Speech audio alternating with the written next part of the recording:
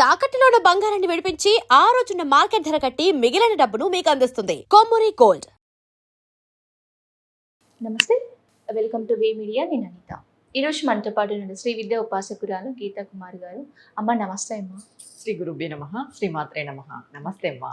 అమ్మ, ఇప్పుడు మనకు కష్టాలు ఉంటాయి. కష్టాలు వచ్చినప్పుడు మనకు ఫస్ట్ గుర్తొచ్చేది భగవంతుడే. సో ఇప్పుడు భయం వేస్తున్నా కూడా మనకి ఫస్ట్ గుర్తొచ్చే దేవుడు హనుమానే. హనుమాన్ చాలీసా చదువుతూ ఉంటాం. సో మనకి కష్టాలు ఉన్నప్పుడు మనం హనుమాన్ ఏ మంత్రం చదవాలి, ఏంటి దాని గురించి చెప్పండి. హనుమంతుడు అంటే చిరంజీవుడు, సకల శుభాలను కలిగించేవాడు, రుద్రుని యొక్క అంశ, రుద్ర స్వరూపము. ఇలా మనకు అన్ని విషయాలు తెలుసుకున్నవే, చెప్పిండేటివే ఎప్పుడు కూడా చెప్పుకొని వస్తున్నాం కూడా. ఇంకొకటి కష్టాలు అనేది ఏ విధంగా వస్తాయి అని అంటే, ఒకటి ఫైనాన్షియల్, రెండు ఆరోగ్యం. ఇవే కష్టాలు అంతే. ఈ ఫైనాన్షియల్ ఆరోగ్యం కూడా దేనికి వస్తాయి అంటే పూర్వజన్మ కర్మఫలం. అదంటారు కదా, పూర్వజన్మ కర్మ వ్యాధి రూపేనా అనేసి. అది మామూలుగా సామెత ఉంది. ఈ కష్టాలు వచ్చినప్పుడు ఏ భగవంతుణ్ణి పట్టుకోవాలని చాలా మంది ఆలోచిస్తారు. దీంట్లో ఇప్పుడు హనుమంతుడి విషయమే మనం ఎందుకు మాట్లాడుతున్నాము అంటే, ఈ ఫైనాన్షియల్ కష్టాలు వచ్చినా, ఆరోగ్యంగా ఇబ్బందికరమైన వాతావరణం వచ్చినా ధైర్యం కోల్పోతారు చాలా మంది. అందుకు మనం హనుమంతుడిని పట్టుకోవాలి అని చెప్తున్నాం. అంటే కష్టం వచ్చినప్పుడు ఆ కష్టాన్ని హనుమంతుడు తీరుస్తాడా అనే విషయం పక్కన పెడితే అది సెకండరీ. దానికి ముందు నీకు ఆ కష్టాన్ని తట్టుకునే శక్తిని భగవంతుడు ఇస్తాడు. అది హనుమంతుడు శీఘ్రంగా ఇస్తాడు. ఎందుకు మనం హనుమంతుని పట్టుకోవాలి అంటే, చాలా మంది దేవతలు ఉన్నారు కదా, ఈ ఆలోచన వస్తుంది ఎవరికైనా కూడా. ఇంతమంది దేవతలు ఉంటే అతి కష్టం వచ్చినప్పుడు ఎందుకు మనం హనుమంతుడినే పట్టుకోవాలి అంటే, మనకి అతి కష్టపరమైన పరిస్థితి వచ్చినప్పుడు దాన్ని తట్టుకొని నిలబడే శక్తి శీఘ్రంగా హనుమంతుడు, ఆంజనేయుడు మనకి ప్రసాదిస్తాడు. చెప్పాలంటే ఇప్పుడు మనకి రామాయణం చూసుకున్నా కూడా సుందరకాండ బిఫోర్ వరకు కూడా అంత ఏడుపులు, పెడపప్పులు, బాధలు ఇదే ఉంటుంది. హనుమాన్ ఎంట్రీకి ముందు కూడా నార్మల్, నేను వాడుక భాషలో చెప్తున్నా అందరికి అర్థం కావాలని. హనుమాన్ వచ్చే వరకు కూడా రాముడు నిస్సహాయ స్థితిలో ఉంటాడు, లక్ష్మణుడు అదేంటి అఘోర పరిస్థితి, అంటే ఏది గోచరించలేని పరిస్థితిలో లక్ష్మణుడు ఉంటాడు. అసలు సీత జాడ ఇంకా మాకు తెలీదు అని వాళ్ళు ఫిక్స్ అయిపోయింటారు అనమాట. రామాయణంలో ఉంటుంది అది. అలాంటి టైంలో హనుమంతుడు వస్తాడు. హనుమంతుడు వచ్చిన తర్వాత లంకకి పోయి రాగల ధీరుడు ఎవరు అని అంటే హనుమంతుడే.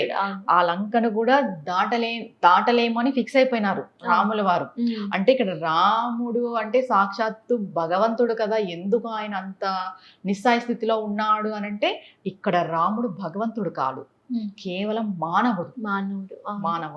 విష్ణు అవతారం అయినా కూడా ఇక్కడ మానవుడు మాత్రమే రాముడు. అలాంటిది సహాయం చేయడానికి హనుమంతుడు వస్తాడు. ఈజీగా లంకను దాటుతాడు. దాటి సీత జాడను తీసుకొచ్చి రామునికి చెప్పినప్పుడు మనకు ఒక ప్రాణం ఉంటది, 6వ ప్రాణం అని. అంటే పంచప్రాణాలు ఇది.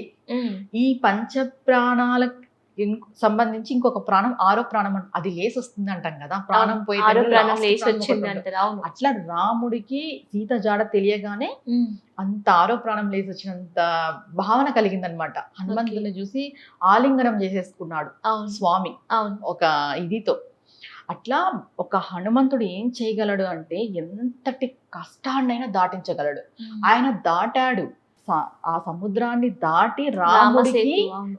రాముడికి ఏమి ఇచ్చాడు? ఒక హోప్ ఇచ్చాడు, హ్యాపీనెస్ ఇచ్చాడు, ఒక వార్త తెచ్చిపెట్టాడు. అంటే మనం అతి కష్టాల్లో ఉన్నప్పుడు ఆయన మనకి ఏమిస్తాడు? హోప్ని ఇస్తాడు, శక్తినిస్తాడు, ఒక ఆలోచన విధానాన్ని మనకు ప్రసాదిస్తాడు. మనం ఆ సిచ్యువేషన్ ని ఎలా హ్యాండిల్ చేయాలనేది మనకి నేర్పిస్తాడు హనుమంతుడు. ఇక్కడ ఓన్లీ హనుమంతుని పట్టుకుంటేనే కష్టం తీరుతుందంటే దేనికి తీరుతుందని మనం చెప్పాలి. అందుకు ఈ హనుమంతుని పట్టుకుంటే ఏం జరుగుతుంది, ఎలా పట్టుకోవాలి? అతి కష్టం వచ్చింది, ఆరోగ్యం బాగాలేదు, ఫైనాన్షియల్ గా బాగలేదు, కాబట్టి ఎలా ఏం చేయాలి అంటే, మనకి హనుమాన్ చాలీసా ఉంది. హనుమాన్ చాలీసా అదే పెద్ద మహామంత్రం. అది స్తోత్ర రూపంలో ఉన్న మహామంత్రం హనుమాన్ చాలీసా.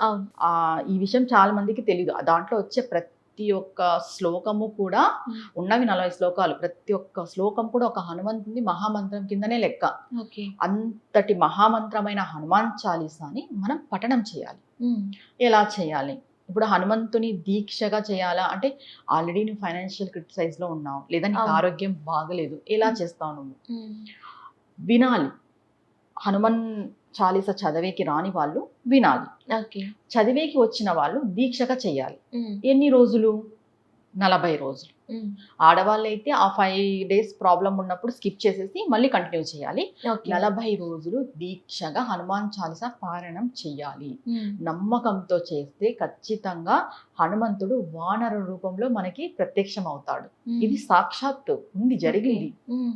మనం నమ్మకంగా చేస్తే హనుమాన్ చాలీస, వానరుడు అంటే కోతి అనకూడదు కాబట్టి అవును. వానరుడు ఏదో ఒక రూపంలో మనకి దర్శనం ఇస్తాడు, ఓకే.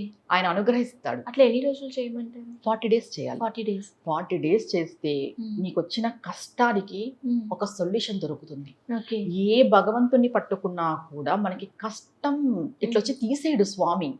ఎవరైనా దారి సరే చూపిస్తాడు. దారి చూపిస్తాడు. దాని Okay. నుండి బయటపడాలి అనేది నీ మనోబుద్ధితో నువ్వు బయటపడాల్సిందే. ఏదైనా కూడా ఆ అంతే. బుద్ధిని పనిచేసేలాగా ఎవరు చేస్తారు అని అంటే దేవత ఆరాధన చేస్తుంది. ఓకే. ఎందుకు మనం దేవత ఆరాధన చేయాలి అంటే మన బుద్ధి కరెక్ట్ గా పనిచేస్తుంది. మన బుద్ధి కరెక్ట్ గా పనిచేయడానికి ఈ దేవత ఆరాధన. ఏదైనా కష్టం వచ్చినప్పుడు మనం అంటాం కదా, నేను నాకు అసలు ఏం తోచట్లేదు, ఏం చేయాలో తెలియట్లేదు, ఏదైనా దారి దొరికితే చాలు, అవును. అసలు ఏ దారి దొరకట్లేదు. ఇలాంటి సిచ్యువేషన్ లో నుండి భగవంతుడి యొక్క ఆరాధన మనల్ని బయటపడేస్తుంది. అలాగే ఎవరైతే 40 రోజులు దీక్షగా హనుమాన్ చాలీస చేస్తారో వాళ్ళకి గ్రహ బాధలున్నా ఓకే. గ్రహ బాధలు తొలగిపోతాయి. మానసిక పరిస్థితి బాగలేకపోయినా మానసిక పరిస్థితి మెరుగుపడుతుంది. ఓకే. ఆరోగ్యరీత్యా ఏవైనా సమస్యలున్నా ఆరోగ్యం కుదుటపడుతుంది. ఫైనాన్షియల్ గా ఏదైనా ప్రాబ్లమ్స్ ఉన్నా ఫైనాన్షియల్ ప్రాబ్లమ్స్ తీరడానికి రూట్స్ దొరుకుతాయి. ఓకే. నీకు జాబ్ కావాలా, హనుమాన్ చాలీస పఠించు. ఓకే. నీకు ఆరోగ్యం బాగా కావాలా, హనుమాన్ చాలీస పఠించు. నువ్వు అప్పుల నుండి బయటపడాలా, హనుమాన్ చాలీస పఠించు. ఓకే. నీకు ధైర్యం లేదా, మానసికంగా నువ్వు ఇబ్బంది పడుతున్నావా, హనుమాన్ చాలీస పఠించు. ఓకే. రోజుకు ఒక్కసారి పఠించాలి. ఒక్కసారి ఓకే. 40 రోజులు. కొంతమంది రోజుకి 11 సార్లు కూడా పఠిస్తారు. ఆ శక్తి మనకు ఉండాలి కదమ్మా. అవును. రోజుకి 11 సార్లు పఠించే శక్తి ఉంటే పఠించు, ఓకే. No problem. మనకు అలా పఠించే వాళ్ళే కావాలి కూడా. అవును. లేదు మాకు అంత శక్తి లేదు, మాకు అంత టైం లేదు, బిజీ షెడ్యూల్, పోనీ ఆరోగ్యం కూడా కొంతమందికి బాలేకోకున్నట్టు ఉంటుంది. అట్లాంటి వాళ్ళు కూడా కూర్చొని 11 సార్లు చేయాలంటే చేయలేరు, ఎక్కువసేపు కూర్చోలేరు. ఒక్కసారి 40 రోజులు సంకల్పం చేసుకొని మీకున్న కష్టాన్ని స్వామివారికి చెప్పుకొని ఈ హనుమాన్ చాలీస పఠించడం ద్వారా ఖచ్చితంగా స్వామి నుండి మీకు పాజిటివ్ రిజల్ట్ వస్తుంది. ఓకే. స్వామి శీఘ్రంగా అనుగ్రహిస్తాడు. ఎందుకంటే కలియుగంలో కూడా చిరంజీవిగా ఉన్న దేవుడు ఎవరు అనంటే హనుమంతుడు మాత్రమే. హనుమ చేయలేనిదంటూ ఏదీ లేదు. అతి బలవంతుడు ఆయన. ఆయనకి జ్ఞానము అలానే ఉంటుంది, ఓకే. బలము అలానే ఉంటుంది. ప్రతి ఒక్కటి కూడా అంటే చూసి రామంటే కాల్చి వచ్చే రకం అంటాం కదా, అవును. అలాంటిది హనుమంతుడి యొక్క శక్తి. అవును. చెప్పాలంటే మనం ఈ హనుమాన్ చాలీస 40 రోజులు పఠించడం వల్ల మనకి శీఘ్రంగా మన పనులు, అనుకున్న పనులు జరుగుతాయి. మనం ఏ కోరిక మేరకు, ఏ కామ్యం మేరకు సంకల్పం చేశామో దానికి దారులు కూడా దొరుకుతాయి. అమ్మ, కొద్దిమంది ఇళ్లలో కూడా హనుమాన్ ఫోటోని గుమ్మంకి ఎదురుగా పెట్టుకుంటారు. సో దాని గురించి చెప్పండి. అంటే ఎటువంటి పోవాలని దుష్ట శక్తులు ఇంట్లోకి రాకూడదు, ఆవహించకూడదు. ఎందుకంటే మనకి దాంట్లోనే ఉంది కదా, ఇది పిచాచాలు కూడా దగ్గరికి రావు అని హనుమాన్ చాలీసలో కూడా ఉంది.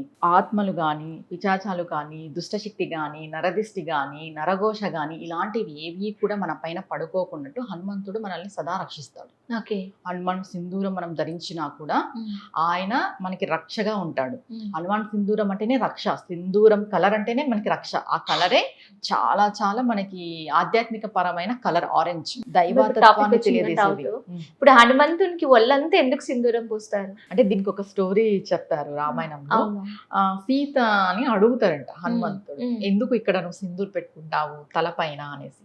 అడిగినప్పుడు మీ స్వామి వారి యొక్క రక్షణ కోసం నేను సింధూరం పెట్టుకుంటున్నాను అంటే చెప్తారు కదా, సుమంగళి స్త్రీలు పాపిట సింధూరాన్ని ధరించడం వల్ల భర్తకు ఆయుష్ పెరుగుతుంది అని మనకు సాంప్రదాయంలో ఉంది.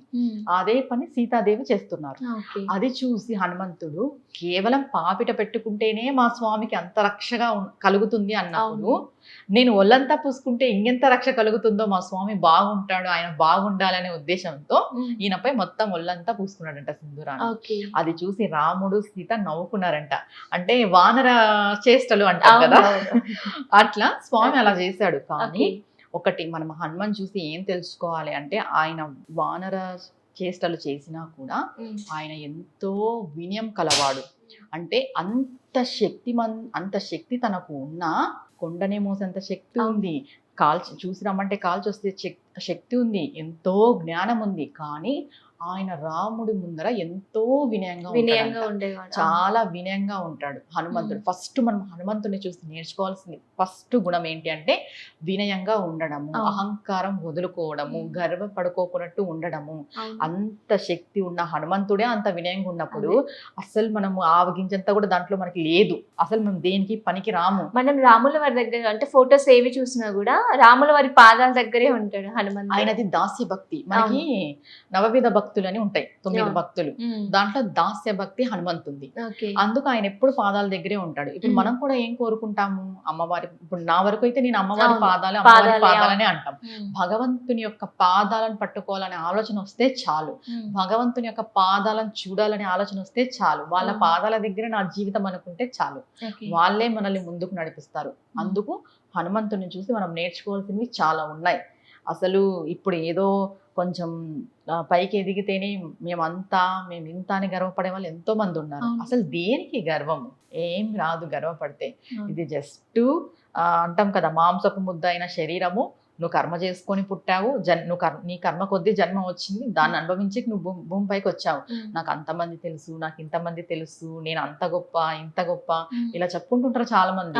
ఇదంతా జ్ఞానం లేని వాళ్ళు మాట్లాడే మాటలు. చెప్పాలి అంటే జ్ఞానం ఉన్న వాళ్ళు, సత్పురుషులు, సాధు సంపన్నులు ఎవ్వరు ఇలా మాట్లాడరు. నేను అనే మాట కూడా మాట్లాడరు. వాళ్ళ దగ్గర నేను అనే మాటే ఉండదు. అవును అవును, చాలా ధన్యవాదాలమ్మా. ఇప్పుడు మనం కష్టాల్లో ఉన్నప్పుడు హనుమాన్ చాలీస ఎలా పఠించాలి, ఎన్ని రోజులు పఠించాలి, పఠించడం వల్ల వచ్చే లాభాలు ఏంటి అని చాలా చక్కగా చెప్పారు. Thank you. నమస్తే అమ్మా.